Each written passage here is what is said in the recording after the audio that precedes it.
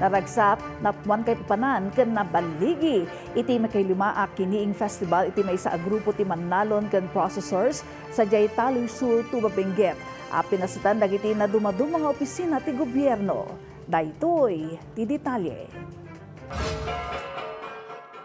Iti laksid iti mapaspasaran a krisis, epekto iti tensyon sa Middle East. Impatumpal ti may sa grupo ti Manalon ti may sang aktibidad, anang panagnikmanan iti panagbalinda a resilient.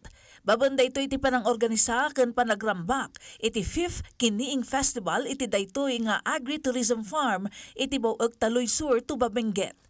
We empower each other, and through collaboration, we are stronger facing challenges.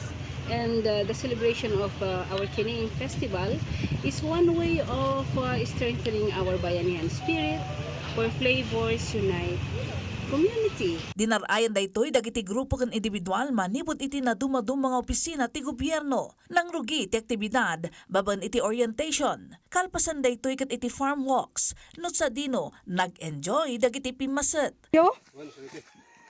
Naglalakal kami tiway sa bulong tatay. Okay. Awanan.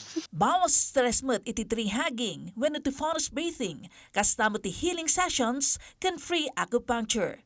Naragsak pa iti panagsasangod da iti panangan iti taraon a kiniing para iti pangalnaw. Ti kiniing ket maysa a tradisyonal a taraon iti Cordillera, no sa dino ti karni a baboy ket naipasidong iti smoking usar dagiti kayo. Tunggal kanito ti panagtitipon dagiti pimaset ket makita ti parangipategda iti kultura, napintas a koneksyon ken napnuan ragsak a panagkakadwa. I was really very overwhelmed. I was really very amazed because I did not expect that having fun with those people whom I met during the Kini-ing Festival. Kas iti tema ti festival a where flavors unite community. Support a gastronomic experience for a cause na pagkaykaysa iti okasyon dagiti manlalon iti komunidad at tumiptid kerpay iti baet dagiti panubok.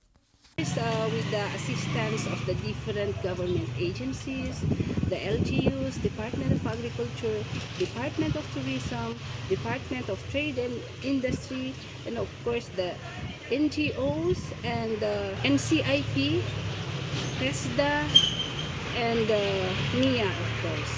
So with the different assistance of the different agencies, we were capacitated facing challenges.